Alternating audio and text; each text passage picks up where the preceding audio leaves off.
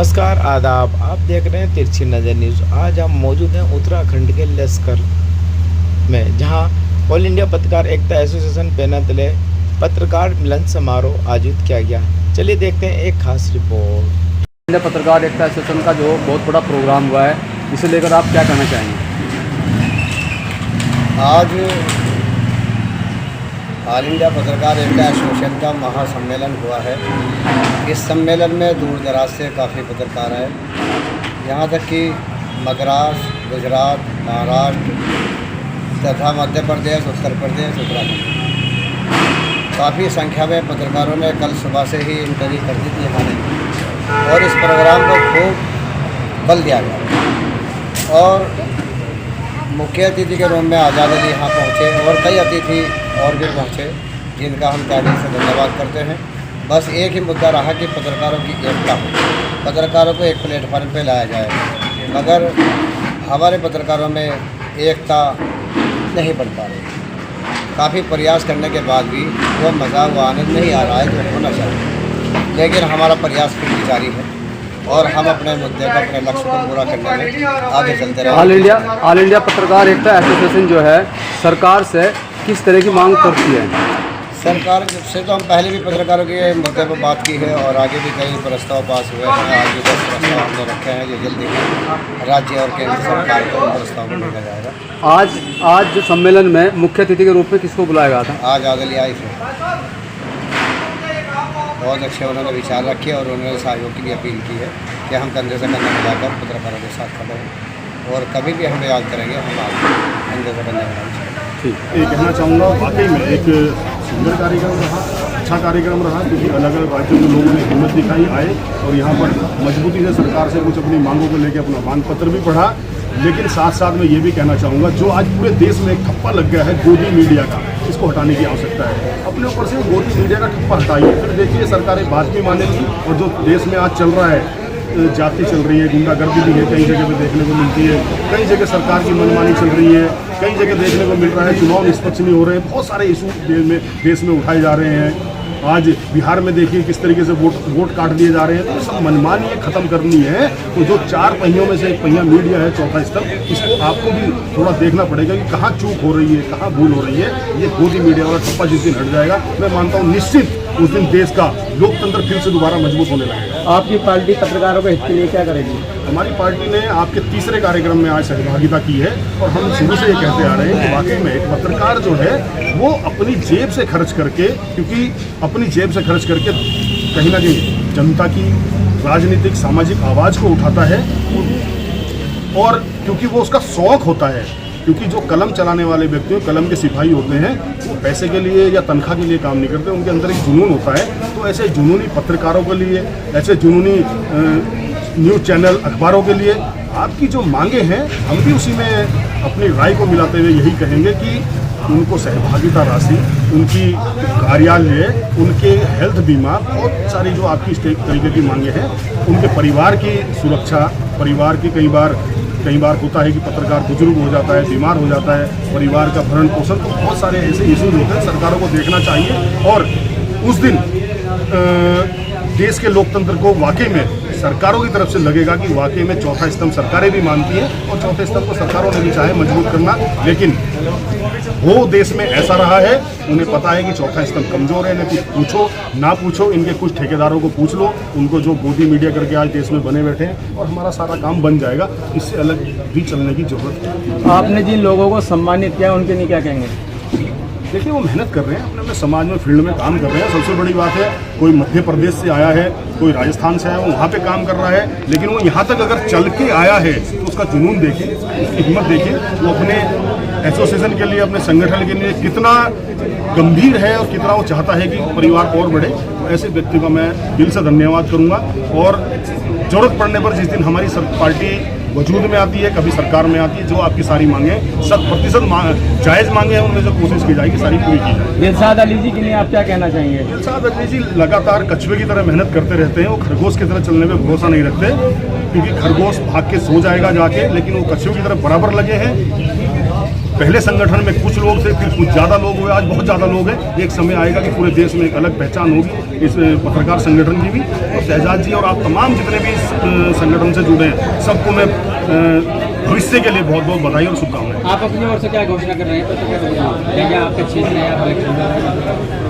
देखिए, जैसे कि हमने कहा, जिस दिन हम वजूद में होंगे हमारा दायित्व होगा। अभी हम जिस हाल में आप खड़े हैं, चौथा स्तंभ को कोई नहीं पूछ रहा, हम तो विपक्ष के दूसरे तीसरे नंबर की पार्टी है, जो यहाँ पे विपक्ष की पार्टी है, उनको कोई नहीं पूछ रहा है। तो अभी सरकार हमारी कोई ऐसी मांग मानने वाली नहीं है, और जिस तरीके की मांगे आपकी हैं या जिस तरीके से आप लोगों की सहायता होनी चाहिए, वो व्यक्तिगत नहीं की जा सकती, ना कोई पार्टी कर सकती है, ना कोई व्यक्तिगत आदमी कर सकता है। ये सरकारों द्वारा ही मुमकिन है। और जिस दिन मैंने जैसे कहा, या तो सरकार से पूरी कराई जाएगी, आप लिख के दीजिए, और या फिर जिस दिन हम वजूद में हैं उसको हमारे द्वारा पूरा किया जाएगा। मैं हेमा भंडारी हूँ और जन अधिकार पार्टी जनशक्ति की राष्ट्रीय महासचिव। आज आप ऑल इंडिया पत्रकार एसोसिएशन में आए हैं, यहाँ एक प्रोग्राम आयोजित किया गया, पत्रकारों को सम्मानित किया गया, क्या कुछ करना है?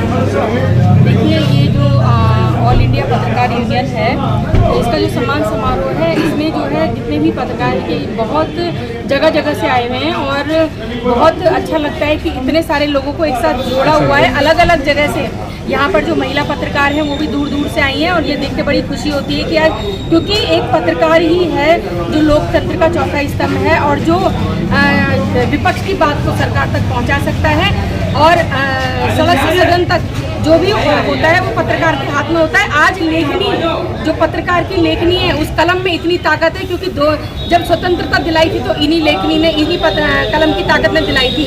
और अगर पत्रकार चाहे तो भ्रष्ट सरकार को पलट भी सकता है। तो पत्रकार बंधुओं का मतलब जो रोल रहता है वो सबसे सही रहता है, और यहाँ पर जो एकता बनाई हुई है उसके लिए बहुत बहुत धन्यवाद सभी पत्रकार बंधुओं का। और हम चाहते हैं कि यही कलम की ताकत पूरे देश में, आज जो नफरत की राजनीति चल रही है, आज जो धर्म में बांट के राजनीति चल रही है, क्योंकि आज काम के ऊपर कोई राजनीति नहीं चल रही, सिर्फ धर्म की राजनीति चल रही है, सिर्फ बांटने का काम चल रहा है। तो हम चाहते हैं कि ये पत्रकार बंधु अपनी कलम की ताकत से उसमें एकता का संदेश दें, और जिस तरह से ये एकता एसोसिएशन बना हुआ है, ऐसे ही पूरे देश में एकता का संदेश जाए, ताकि जो लोग धर्म में बांटने का काम कर रहे हैं वो ना बांट सके। किस तरह का संगठन लोगों के बीच में, जिला हरिद्वार में, देहरादून में, किस तरह आपका जो जन अधिकार मोर्चा है जिसके राष्ट्रीय अध्यक्ष आजाद अली है, किस तरह वो लोगों के बीच में पहुंच रहे हैं, किस तरह लोगों के जो काम है उनको सुने, किस तरह समाधान कर रहे हैं? जैसे भी किसी भी पीड़ित के साथ में कहीं पर भी होता है, थाना चौकी किसी की कंप्लेन नहीं लिखी जाती है। अभी आप देखिए, नैनीताल का मैटर हुआ था, नैनीताल में जो तोड़फोड़ करी गई थी, वहाँ पर किसी ने भी आवाज़ नहीं उठाई, क्योंकि जो वर्दी में था वो पुलिस वाला मुस्लिम था, इसलिए जो मूक दर्शक बने हुए पुलिस वाले थे वहाँ पर, तो उन्होंने, उनके ऊपर कोई कार्रवाई नहीं हुई। सिर्फ एक जन अधिकार पार्टी जनशक्ति ने आवाज़ उठाई कि उन पुलिस वालों पर भी कार्रवाई होनी चाहिए।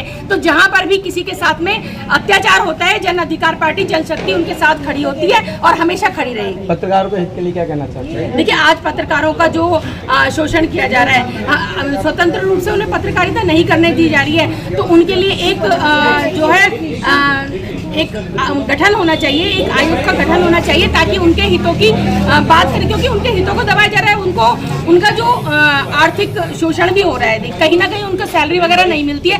सरकार पत्रकारों के लिए जो करना चाहिए, लगातार पत्रकार अलग अलग एसोसिएशन से, अलग अलग संगठनों से आवाज़ उठा रहे हैं, लेकिन सरकार के कानों में जुएं नहीं रेंग रही हैं, क्योंकि पहले सरकार बदल रही है, पहले कांग्रेस थी, फिर भाजपा है, लगातार सरकार बदल रही है, लेकिन वो पत्रकारों के हित के लिए नहीं सोच रही हैं। और जहाँ पर भी कोई पत्रकार, उसको सरकारी वो विज्ञापन मिलने बंद हो जाते हैं। अगर आपने सरकार के खिलाफ बोला तो कोई आपको विज्ञापन नहीं देगा। तो ये उनकी भी एक समस्या है पत्रकारों की। तो पत्रकारों की जो आवाज़ है, उनके लिए जो मासिक वेतन है उसका वो निश्चित होना चाहिए। उनके बच्चों की पढ़ाई में उनको जो है छूट मिलनी चाहिए। तो जो औरों के लिए होता है वो पत्रकारों के लिए भी होना चाहिए। जो ऑर्गेनाइजर हैं आज के प्रोग्राम के, उनके लिए आप क्या दो सब कहना चाहिए?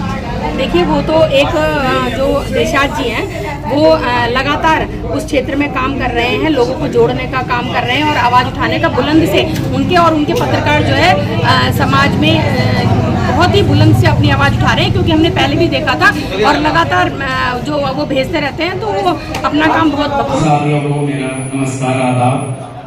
मैं फारूक मंसूरी, तिरछी नजर न्यूज़ का संपादक और ऑल इंडिया पत्रकार एकता एसोसिएशन से दिल्ली प्रदेश अध्यक्ष हूँ। देखिए, मैंने भी है, लेकिन जो ऑल इंडिया पत्रकार एकता एसोसिएशन संगठन है, ये वाकई में पत्रकारों के हित के लिए काम करता है। और बाकी और जो संगठन है वो अपना नाम और अपना वैल्यू और अपने माला और अपनी सील का नाम यूज करते हैं। तो मैं आप सबसे यही अनुरोध करूंगा कि ऑल इंडिया पत्रकार एकता एसोसिएशन को मजबूत करें और कंधे से कंधा हमारे राष्ट्रीय अध्यक्ष इंसाद अली जी से मिला के रखें, जिससे कि इनकी रीढ़ की हड्डी जो है वो मजबूत हो। यानी कि आप लोग इनसे साथ जोड़ लें तो ये भी मजबूत होंगे और हम भी मजबूत होंगे। अब बात करते हैं ऑल इंडिया पत्रकार एकता एसोसिएशन की। तो दिल्ली में जब इन्होंने मेरे को दिल्ली प्रदेश अध्यक्ष नियुक्त किया था, उस टाइम में हमारे नॉर्थ डिस्ट्रिक्ट के अधिकारी आके पत्रकारों को धमका दिया करता था, चाहे वो हमारे डीसीपी साहब हो, चाहे वो एसीपी हो, चाहे हमारे थाने के एसएचओ साहब हो। तो अभी बात करते हैं, जब इन्होंने हमें जिम्मेदारी दी दिल्ली की, तो हमारी एक पद की किसी को लेके पत्रकारों की और राजनेताओं में आपस में बेसबाजी हुई, तो उन्होंने एक एप्लीकेशन लिखी थाने में। तो थाने के जो एसएचओ साहब हैं उन्होंने उनकी एप्लीकेशन पर कोई एक्शन नहीं दिया।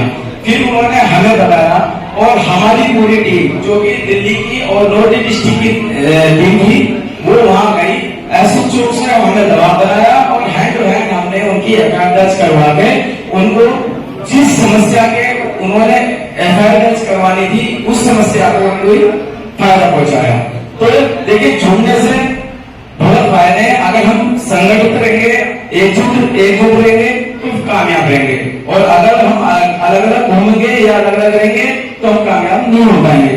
मिसाल के तौर पर झाड़ू देख लो, झाड़ू की अगर मजबूत होती है तो वो मजबूत रहेगी, अगर एक एक की निकाल के हम तिल्ली इसको तोड़ते रहेंगे तो वो ऐसी बिखर जाएगी। तो हमें मिसाल जो है ना झाड़ू की तरह रखनी है। और अध्यक्ष साहब से एक गुजारिश करना चाहता हूं मैं कि आपने सारा काम ठीक कर रखा है, लेकिन एक पोर्टल पे एक वेबसाइट अपलोड की जाए, जिससे कि हमारे जो पत्रकार और बंधु हैं और देश में या जिले में है वो किस तरीके से जुड़े। अगर वेबसाइट हमारे पास होगी तो उस वेबसाइट पर एक एप्लीकेशन करके वो हमसे जुड़ सकता है, जिससे कि हम उसकी समस्या का समाधान भी कर सकते हैं। तो ये अध्यक्ष साहब से मेरी गुजारिश है कि उसमें पोर्टल पर भी वेबसाइट बनाई जाए। मैं अपनी बात को ये खत्म कर रहा हूँ। जय हिंद, जय भारत।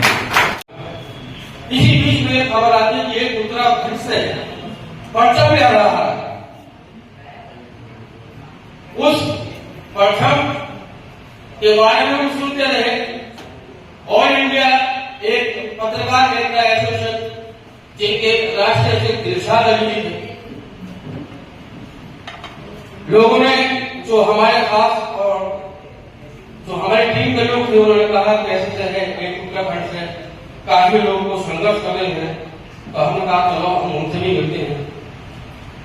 दिल्ली में मुलाकात हुई पिछाती से और उनके साथ 3-4 जगह प्रोग्राम में भी जाना हमारा हुआ, लेकिन देखने को ये मिला जो इरशाद अली जी ने जो परचम उत्तराखंड से लहराया था वो दिल्ली में लहराने के बाद उत्तर प्रदेश में लहराया।